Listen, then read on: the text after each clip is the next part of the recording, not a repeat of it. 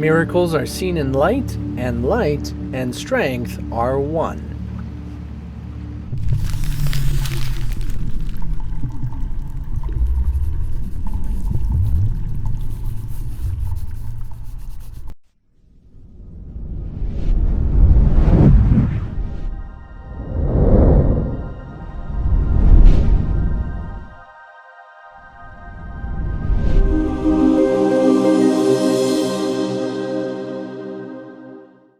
Of course, to really grasp any of these lessons is to experience beyond this world.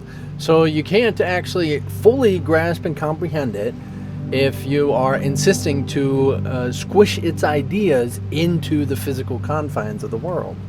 So yes, remember something about what the physical confines, as I mentioned, is mental ideas that you have. And that, I point to the brain as symbolic reference to what thoughts are. Even as this lesson mentions that you really think the brain can think and the eyes can see.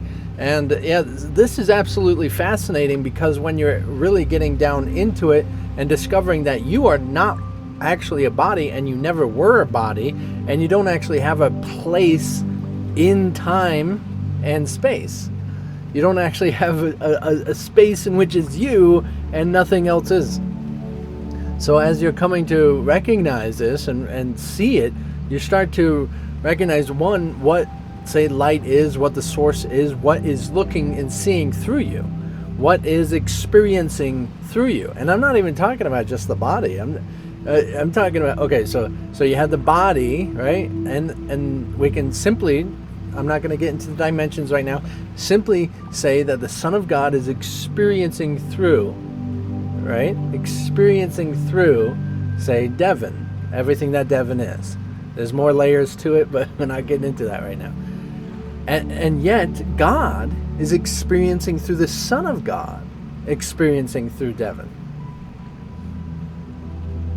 Yeah.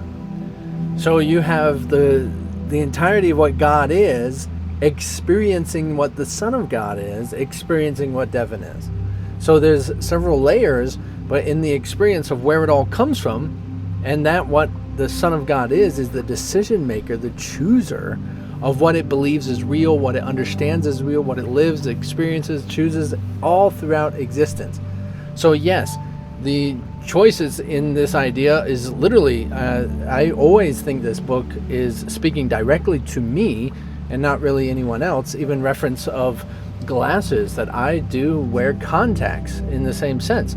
And a lot of people bring this up, like about aging and eyes going bad and things like that. And how do we not see these things? How come this is happening if I don't see with my eyes and such?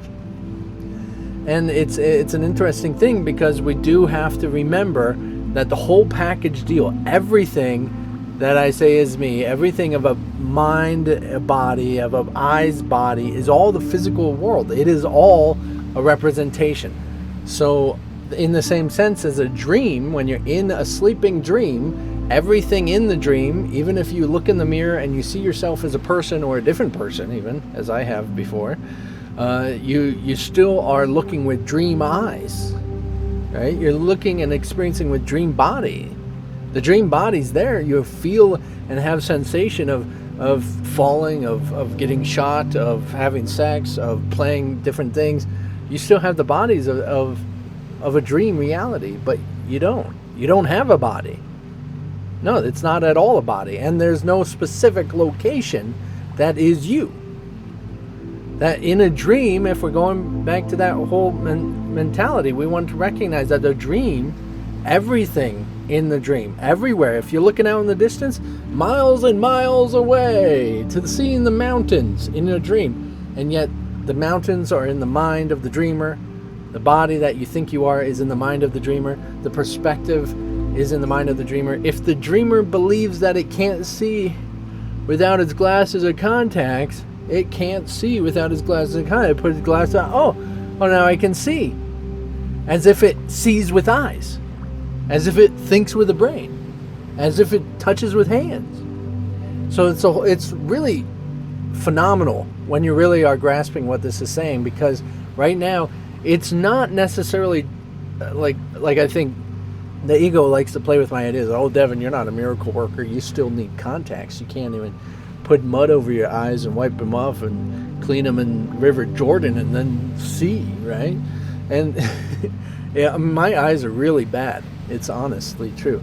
But in that sense, I also think of it as kind of the way I think of myself.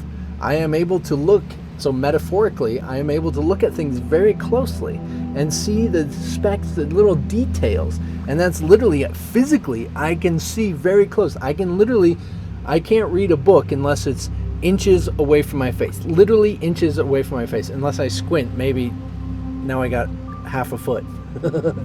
So, literally. And but if I'm looking at my hand, I can literally see the cells parting and the cells in my hand. Like, I can see so close in my hand. And so this is like my mentality. This is how I think, how I believe about myself. It is a manifestation of the way in which I believe about myself. This is the same thing I do with spirituality. I am able to look at things very, very close and see the details of it and to understand it from a perspective that most people can't understand it. It's the same thing with how I work with in coaching and counseling and working with people. I can see very closely. And so you can actually see that this is a manifestation of the way in which, of the personality that I have chosen. So it actually manifests. Now that gets into medical intuition, but in the sense of it manifests in that same structure. Now, if I changed my perception, changed my personality to seeing normally or seeing at socially acceptable distance, also would my physical appearance change? I don't want to do that. So I value it in the same way that any condition that you have, if you value it, it's not a problem. It's just something you have, something you are, something you believe about yourself. So just like in that dreamer aspect, remember that it's the totality of the dreamer, the totality of the dream. And you are pieces and fragments and segments of that. And to be the complete essence of it is no longer to be you. To be the wholeness of what you actually are is to be that dreamer reality. So combine this idea a lot with what we talked about with the miracles seen in light and the whole transparent, illuminated reality of the spiritual universe. So kind of combine that with this, is that you are in that spiritual reality right now, and it's manifesting everything instantaneously, like the Big Bang. That there are waves of existence where it has like a structure to it. It's almost like there's a bell going off every few seconds. And if you're paying attention to it, it is constantly. And so each of those times, you can change it if you chose something different. But you can't change it if you are choosing the same thing.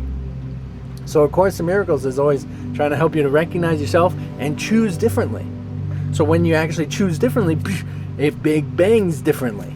It can come out, it's a little more complicated, but it's in the sense of a fractal. So the previous decisions are still present, but you then are adding two more, and then the previous decisions will be fading out as time goes on, fading out, right? And you'll be adding more and coming to a new age of experience, a new age of the world. It's pretty fascinating.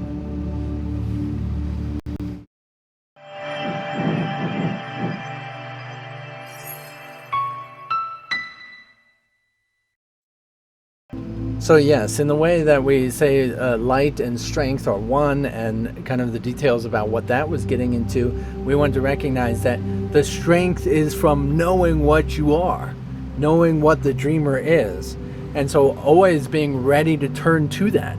So at any moment, say if it's an emergency or anything like that, you can turn to that.